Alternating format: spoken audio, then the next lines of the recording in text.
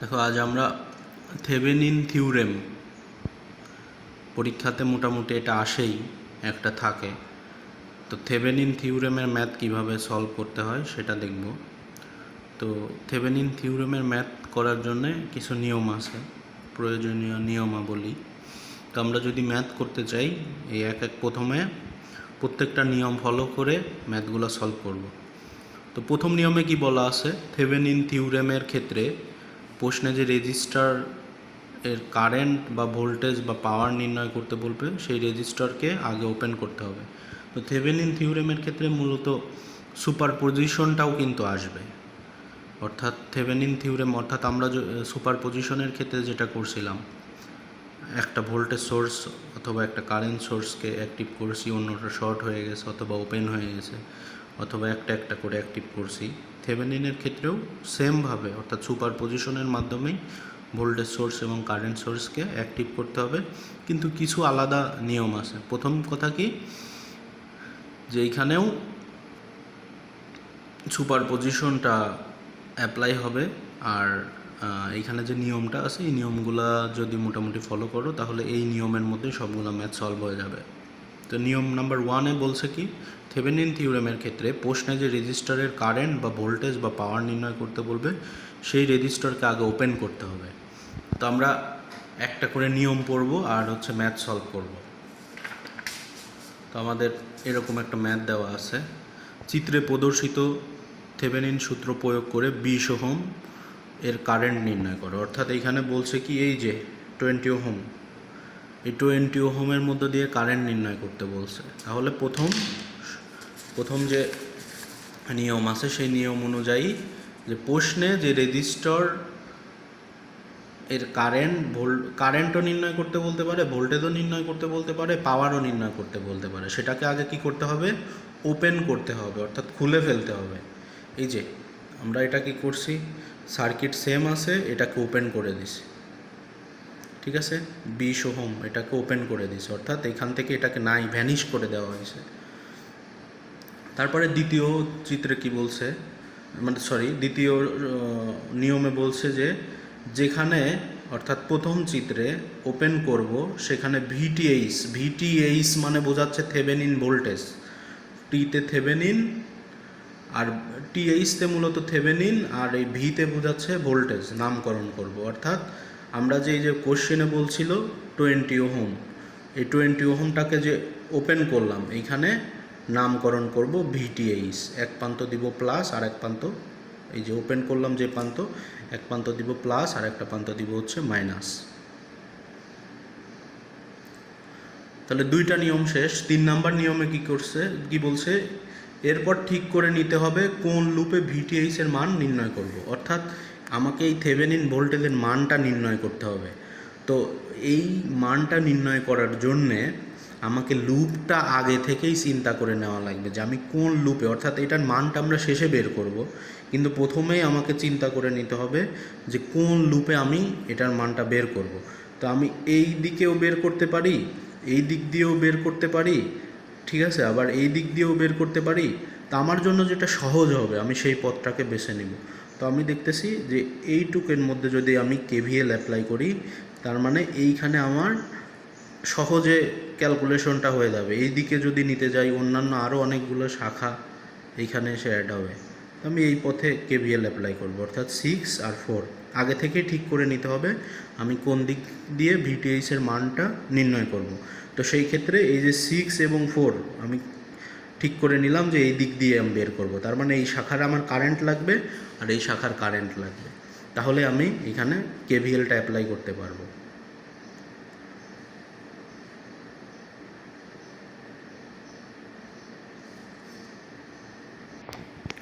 তাহলে 3 নাম্বার যেটা আছে নিয়মটা, যে এরপর ঠিক করে নিতে হবে কোন লুপে ভিটিএইচ এর মান নির্ণয় করব। চতুর্থ নাম্বারে বলছে দ্বিতীয় চিত্রে ওপেন করা জায়গায় নামকরণ করব আরটিএইচ। অর্থাৎ এটা ছিল আমার চিত্র নাম্বার 1 আর এটা হয়ে যাবে চিত্র নাম্বার 2। নামকরণ করব আরটিএইচ, অর্থাৎ থেভেনিন রেজিস্ট্যান্স। আরটিএইচ মানে হচ্ছে থেভেনিন রেজিস্ট্যান্স। আরটিএইচ নামকরণ করার ক্ষেত্রে দ্বিতীয় চিত্রে ভোল্টেজ সোর্স থাকলে শর্ট করে নিতে হবে, আর কারেন্ট সোর্স থাকলে ওপেন করে নিতে হবে ও আরটিএইচ এর মান নির্ণয় করতে হবে। অর্থাৎ এই যে প্রথম যে চিত্রটা এখানে নামকরণ করছিলাম কি ভিটিএইচ, ওইটাকেই আমরা করে দিব কি আরটিএইচ, কিন্তু এই যে ভোল্টেজ সোর্স যদি থাকে এটা শর্ট হয়ে যাবে। দেখো দুইটা ভোল্টেজ সোর্স ছিল, দুইটা ভোল্টেজ সোর্সই আমরা কি করে দিছি, শর্ট করে দিছি। তার মানে এইখান থেকে ভোল্টেজ সোর্সটাকে শর্ট করে দেওয়া হয়েছে, এই পাশের ভোল্টেজ সোর্সও শর্ট করে দেওয়া হয়েছে। কারেন্ট সোর্স থাকলে ওপেন থাকবে, আর ভোল্টেজ সোর্স থাকলে শর্ট হয়ে যাবে। তাহলে নামকরণ করা হলো আরটিএইচ। এখন আরটিএইচ নামকরণ করার পরে এখন আমরা কি করব, আরটিএইচ এর মানটা নির্ণয় করব। তো এইখানে আরটিএইচ এর মান নির্ণয় করতে গেলে তো এই যে দেখো এইখানে আরটিএইচ এই 6 আর 10 এই দুইটা কিন্তু প্যারালালে আছে, আবার 4 আর 12 এই দুইটাও প্যারালালে আছে। তো প্যারালাল করলে কি হয়, দুইটা মিলে একটাই রূপান্তর হয়। তাহলে এখানে আমরা দেখতেছি যে এখানে 10 ওহম আর 6 ওহম প্যারালাল, তাহলে প্যারালাল করে নিছি, নামকরণ দিছি এটার R1। তাহলে প্যারালাল করে মানটা পাচ্ছি 3.75। আমরা এইভাবে প্যারালাল করবা, এইভাবে প্যারালাল ক্যালকুলেটারকে প্যারালাল করলে খুব সহজেই মানটা বের করা যায় ইনভার্সের নিয়ম অনুযায়ী। তাহলে এটা হচ্ছে R1। আর এই যে এইখানে বললাম যে প্রথমেই ঠিক করে নিতে হবে কোথায় কেভিএল অ্যাপ্লাই করব। তোমরা হচ্ছে কারশফের যে কারেন্ট ল ভোল্টেজ ল এর আমার যে ভিডিও আছে প্রথম যে ক্লাসটা, ওইখানে গেলে পরে মূলত কারশফের ভোল্টেজ ল এবং কারেন্ট ল কীভাবে অ্যাপ্লাই করতে হয় ওটা বুঝতে পারবা, ওই ভিডিওটা একটু দেখে নিবা। তো R1 এর মানটা আমরা বের করলাম। আবার এইখানে কি 4 আর 12 এই দুইটাও প্যারালাল, তো ওটাকে আমরা R2 দিয়ে প্রকাশ করছি। তাহলে প্যারালাল করে আমরা কি পাচ্ছি 3 ওহম। তাহলে এখন দেখো এই চিত্রটা প্যারালাল করার পরে এইরকম একটা চিত্রতে রূপান্তর হলো। অর্থাৎ এইখানে ছিল কি আরটিএইচ, এই আরটিএইচটা এখানেই আছে, আর এই দুইটা মিলে হয়ে গেল R1, আর এই দুইটা মিলে হয়ে গেল R2। অর্থাৎ চিত্রটা হয়ে গেল এরকম। তাহলে এখন এই দুইটা সিরিজ, এখন সবগুলোই সিরিজে আছে, তার মানে আরটিএইচ ইজিক্যাল টু সিরিজে থাকলে রেজিস্ট্যান্সগুলোকে যোগ করতে হয়, তার মানে রেজিস্ট্যান্সের মান আমি পেয়ে গেলাম। আরটিএইচ মানে থেভেনিন রেজিস্ট্যান্সের মান 6.75। অর্থাৎ এখানে আরটিএইচ এর মানটা বের করে নিতে হবে।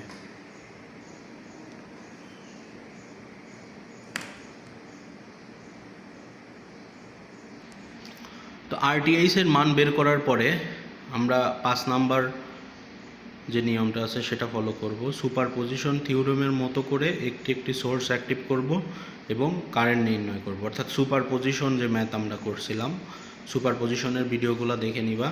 যে সুপারপজিশনের যে ম্যাথ করছিলাম ওইখানে সোর্স যেরকম একটা একটা করে অ্যাক্টিভ করছিলাম, এখানেও একটা একটা করে সোর্স অ্যাক্টিভ করব। তাহলে এখানে আমাদের সোর্স আছে কয়টা, দুইটা, একটা হচ্ছে 50 ভোল্ট আর একটা 25 ভোল্ট। তাহলে প্রথমে 50 ভোল্টেজটাকে অ্যাক্টিভ করলাম। তো সুপারপজিশনের ক্ষেত্রে নিয়ম ছিল কি, যে অ্যাক্টিভ করলে পরে অন্যটা শর্ট হয়ে যায়। তো আমরা এই চিত্র 1 নাম্বার দেখে অ্যাক্টিভ করব, ঠিক আছে, সবসময় চিত্র 1 দেখে অ্যাক্টিভ করব। অর্থাৎ এই যে ওপেন করার পরে এই ওপেনটা সবসময় ওপেন থাকবে। অর্থাৎ তুমি যদি 50 ভোল্টেজটাকে অ্যাক্টিভ করো তাও ওপেন থাকবে, 25 ভোল্টেজটাকে অ্যাক্টিভ করো তাও ওপেন থাকবে। তাহলে 50 ভোল্টেজটাকে আমি অ্যাক্টিভ করলাম, ওইখানে যেমন ছিল ওপেন, শুধুমাত্র এইখানে যে 25 ভোল্ট ছিল এটাকে শর্ট করে দেওয়া হয়েছে। অর্থাৎ সুপারপজিশন নিয়ম অনুযায়ী একটা অ্যাক্টিভ করব, অন্যটা শর্ট। তো এখন খেয়াল করো এইখানে কিন্তু কারেন্ট যাইতেই পারবে না, এই প্রান্তে কারেন্ট যাইতেই পারবে না। কেন? কারণ এইখানে হচ্ছে পথ হচ্ছে খোলা। অর্থাৎ এইখানে আমি যে কারেন্টের নামকরণ যাই করি না কেন এইগুলার মান সবসময় শূন্য।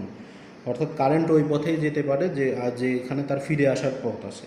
তো এইখান থেকে কারেন্ট গেল, যাওয়ার পরে এই বিন্দুতে যাওয়ার পরে এই দিকে আর যাইতে পারবে না। কেন? কারণ তার হচ্ছে পথ খোলা, এই দিক দিয়ে তো যাওয়ার উপায় নাই। তো এখানে আমাদের 50 ভোল্টেজটাকে যখন অ্যাক্টিভ করব, তো এই পাশে কারেন্ট যাবে না, কারণ কি এই প্রান্তটা খোলা আছে, অর্থাৎ কারেন্ট ফিরে আসার পথ নেই। তার মানে এখানে 50 ভোল্ট থেকে যে কারেন্টটা বের হবে এটা 10 ওহমের মধ্যে দিয়েও যাবে, 6 ওহমের মধ্যে দিয়েও যাবে। কেন? কারণ এই দুটো সিরিজে সংযোগ আছে। অর্থাৎ এইখানে যে কারেন্টটা বের হবে এটাই হবে I1 প্রাইমের মানও, I2 প্রাইমের মানও। অর্থাৎ একটা কারেন্টই হবে আমরা আলাদা আলাদা নাম দিছি কেন? আমাদের ম্যাথের ক্যালকুলেশনের জন্য। তাহলে আমাদের এখানে টোটাল রেজিস্ট্যান্স যেহেতু 50 ভোল্ট অ্যাক্টিভ করতেছি, এই পাশে যেহেতু কারেন্ট যাচ্ছে না, তার মানে এই রেজিস্ট্যান্সগুলো ক্যালকুলেশনে আসবে না, ওইগুলো টোটালি বাদ। তার মানে আমাদের টোটাল রেজিস্ট্যান্স হচ্ছে শুধুমাত্র এই দুইটা সিরিজে আছে, তার মানে যোগ করে দিয়ে আমরা পাইলাম 16 ওহম। আর I1 এর যে মানটা, আই এর সূত্র জানি আমরা, I equal to V divided RT। তাহলে ভি এর মান হচ্ছে 50, RT এর মান 16, তার মানে 3.125 অ্যাম্পিয়ার। তাহলে I1 এর ডিরেকশনটা কোন দিকে? এই দিকে, তাহলে ডিরেকশনটা এদিকে দেখানো হয়েছে।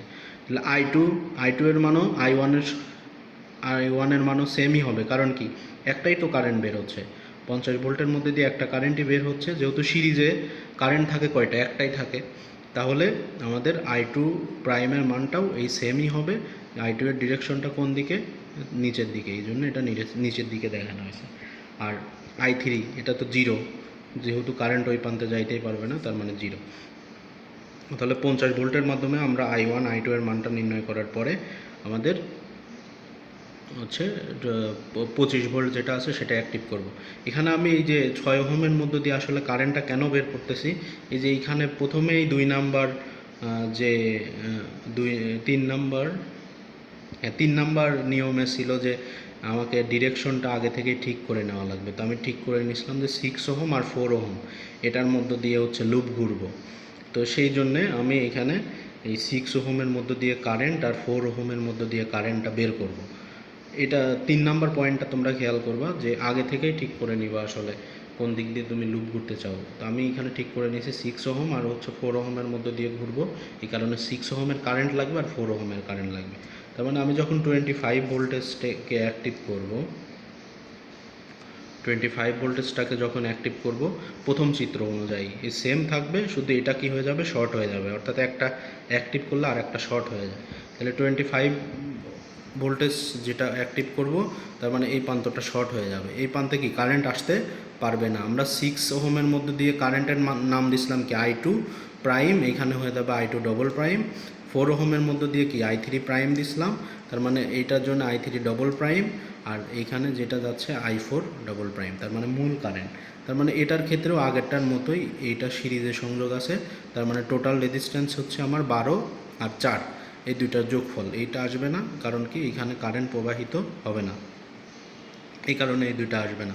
তাহলে টোটাল রেজিস্ট্যান্স আমার হচ্ছে 12 আর 4। তাহলে মূল কারেন্ট কি? I4, যেহেতু সিরিজ সার্কিট তার মানে কারেন্ট একটাই, অর্থাৎ I4 ডবল প্রাইম মান আর I3 ডবল প্রাইমের মান একই হবে।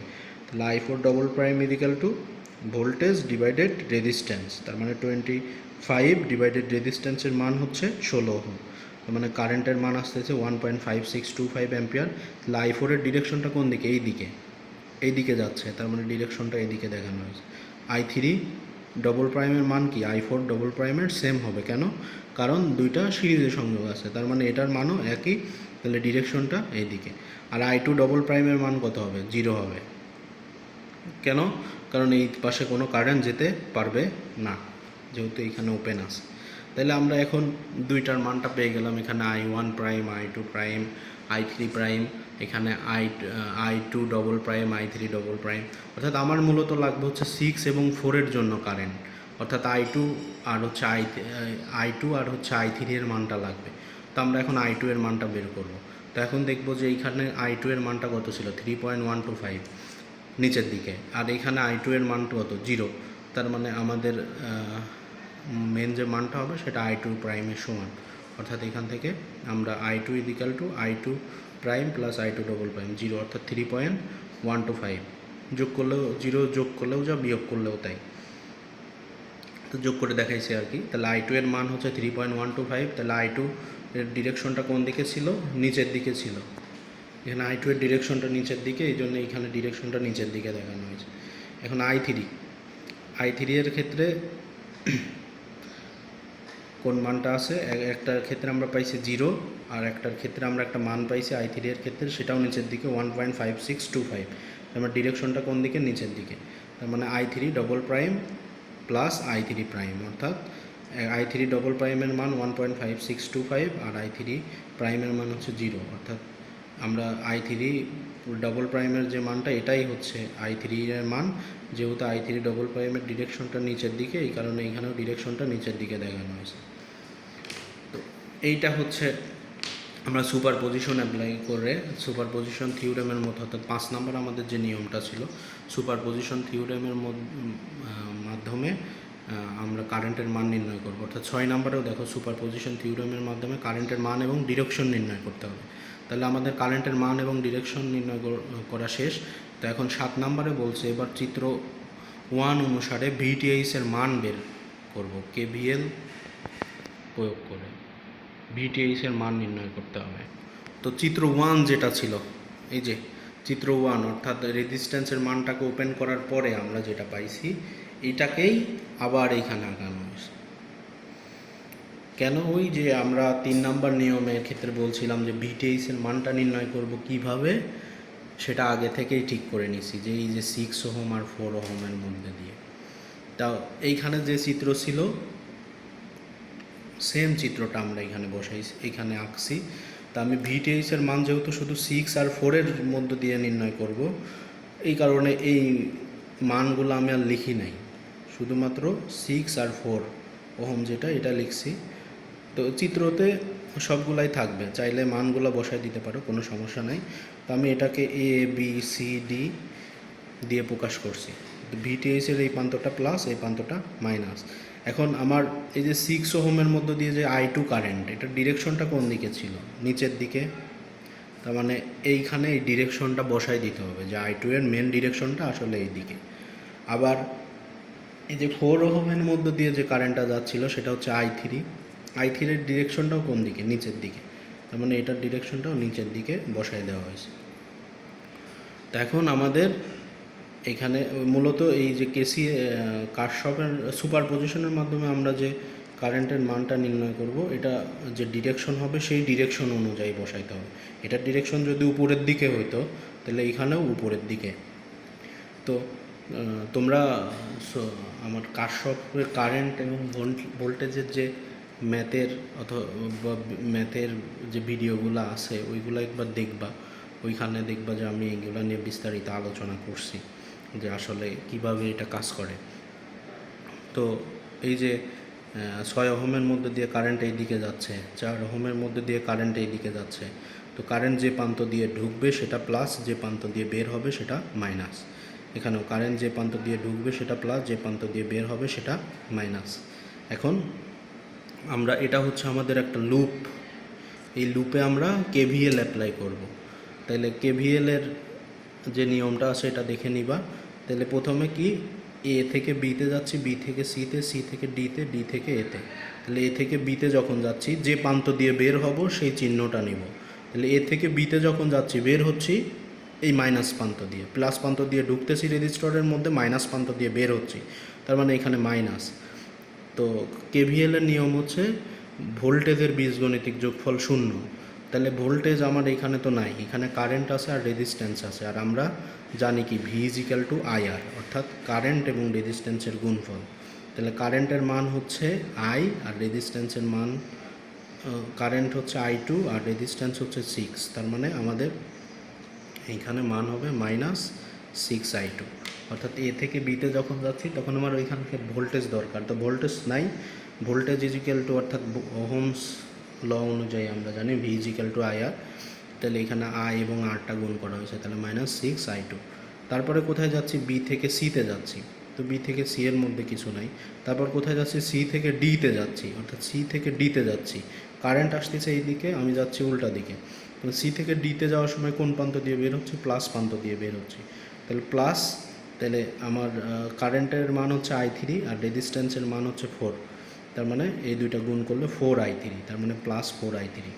তারপরে কোথায় যাচ্ছি? ডি থেকে এতে যাচ্ছি, ডি থেকে এতে যদি যাই তাহলে কোন প্রান্ত দিয়ে বের হচ্ছে? প্লাস প্রান্ত দিয়ে বের হচ্ছে। তাহলে এখানে ভোল্টেজের নাম সরাসরি দেওয়া আছে VTH, তার মানে এখানে plus VTH is equal to 0। তারপর VTHটাকে এই পাশে রাখা হয়েছে, -6I2 ওই পাশে গিয়ে প্লাস হয়ে গেছে, আর 4I3 এই পাশে গিয়ে মাইনাস হয়ে গেছে। এখন I2 এর মান আমরা কত জানি? 3.125, আর I3 এর মান জানি 1.5625। তাহলে I2 এর মানটা বসায় দেওয়া হয়েছে, I3 এর মানটা বসায় দেওয়া হয়েছে। এখান থেকে ক্যালকুলেশন করে আমরা VTH অর্থাৎ থেভেনিন ভোল্টেজের মান পাইছি হচ্ছে 12.5 ওহম, 5 ভোল্ট। তো এই যে ভিটিএইচ নির্ণয় করার সময় সব সময় প্রথম চিত্র নিয়ে কাজ করতে হবে, অর্থাৎ আমরা এই যে রেজিস্ট্যান্সকে ওপেন করার পরে 20 ওহমের কথা বলছিল, ওটাকে ওপেন করার পরে প্রথম যে চিত্রটা পাই ওটাকে নিয়েই ক্যালকুলেশন করতে হবে, অর্থাৎ এখানে কেভিএল প্রয়োগ করে আমরা ভিটিএইচের মানটা নির্ণয় করব। তো তারপরে আমাদের আরেকটা নিয়ম আছে, ভিটিএইচের মান নির্ণয় করার পর, তো ভিটিএইচ নির্ণয় করার পর সর্বশেষ একটি থেভেনিন ইকুইভ্যালেন্ট সার্কিট অঙ্কন করতে হবে। ভিটিএইচ নির্ণয় করার পরে একটা সার্কিট অঙ্কন করতে হবে। সার্কিটটা এরকম একটা সিরিজ সার্কিট, যার এইখানে থাকবে ভিটিএইচ, এইখানে থাকবে আরটিএইচ, আর এইখানে হচ্ছে আরএল। আরএলটা কি? আরএল হলো লোড রেজিস্ট্যান্স। প্রশ্নে যে রেজিস্ট্যান্সের কথা বলা ছিল, অর্থাৎ যে রেজিস্ট্যান্সকে ওপেন করা হয়েছিল, অর্থাৎ প্রথমেই যে 20 ওহম রেজিস্ট্যান্সের কথা বলছিল, আমরা এটাকে কি করছিলাম? ওপেন করছিলাম। তো আমরা এই ভিটিএইচের মানটা নির্ণয় করার পরে আমরা একটা ইকুইভ্যালেন্ট সার্কিট অঙ্কন করব। তো এইটা হচ্ছে আমাদের সেই ইকুইভ্যালেন্ট সার্কিট, একটা এটাকে বলা হয় থেভেনিন ইকুইভ্যালেন্ট সার্কিট। এখানে থাকে ভিটিএইচ, এখানে থাকে আরটিএইচ, আর এখানে থাকে আরএল। তো আমরা ভিটিএইচের মানটা বের করলাম, আরটিএইচের মানটাও যে ভিটিএইচের মানটা বের করছি কত? 12.5, অর্থাৎ 12.5 ভোল্ট। আরটিএইচের মানটা বের করছি কত? 6.75। আর আরএল হচ্ছে প্রশ্নে যে রেজিস্ট্যান্সের কথা বলা ছিল 20 ওহম, সেটা হচ্ছে লোড রেজিস্ট্যান্স অথবা আরএল। তো আমরা এই মানটা ওই থেভেনিন ইকুইভ্যালেন্ট সার্কিটে মানটা বসাই দেবো আর কি।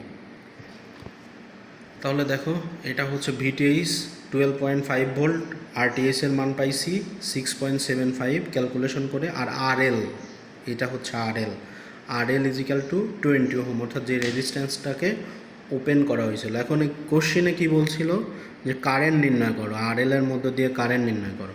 তো এটা আমার যেহেতু সিরিজ সার্কিটে তো কারেন্ট একটাই থাকে, অর্থাৎ এইখানে ব্যাটারি সোর্স থেকে যে কারেন্টটা বের হবে এটা আরটিএইচের মধ্যে দিয়েও যাবে, আরএলের মধ্যে দিয়েও যাবে, অর্থাৎ আই ইজিক্যাল টু আমরা জানি ভি ডিভাইডেড আর, ওহমের সূত্র অনুযায়ী I is equal to V divided R. তাহলে ভি আমার কত? ভি মানে হচ্ছে ভিটিএইচ, আর আর মানে এই দুইটা যেহেতু সিরিজে আছে, সিরিজে রেজিস্ট্যান্স থাকলে যোগ করতে হয়, তার মানে এই দুইটাকে যোগ করে দিছি। তাহলে ভি এর মান হচ্ছে, ভিটিএইচের মান হচ্ছে 12.5, আর আরটিএইচের মান 6.25, আর আরএলের মান হচ্ছে 20। এই দুইটা যোগ করে আমরা পাচ্ছি 0.15 অ্যাম্পিয়ার। তো এটাই এই আইটাই আমার আরএলের মধ্যে দিয়েও যাচ্ছে, আরটিএইচের মধ্যে দিয়েও যাচ্ছে, যেহেতু সিরিজে কারেন্টের মান সমান। তাহলে এটাই হচ্ছে অ্যান্সার, যেটা কোশ্চেনে বলছিল যে 20 ওহমের মধ্যে দিয়ে কারেন্টের মান নির্ণয় করতে থেভেনিন সূত্র প্রয়োগ করে। তাহলে আমরা 20 ওহমের মধ্যে দিয়ে কারেন্টের মানটা এভাবে নির্ণয় করব। এটাই হচ্ছে অ্যান্সার। তোমরা কেভিএল, কেসিএল এইগুলা নিয়ম জানার জন্যে যে ইয়েটা আছে আর কি, কারশফের কেভিএল কেসিএলের যে ম্যাথগুলো আছে এইগুলো দেখবো। এখানে বেসিক নিয়ে আমি আলোচনা করছি, আর না বুঝলে পরে ভিডিওটা আরেকবার দেখবা, আশা করি ম্যাথটা সলভ করতে পারবো। মোটামুটি থেভেনিনের ম্যাথগুলো এভাবেই সলভ করতে হয়। আরও কিছু নিয়ম আছে, মানে নিয়ম সবগুলোর একই রকম, ম্যাথগুলো এক এক রকম হয়ে থাকে। আমি ধাপে ধাপে অন্যান্য ভিডিওগুলোর মাধ্যমে ম্যাথগুলো সলভ করে দেবো।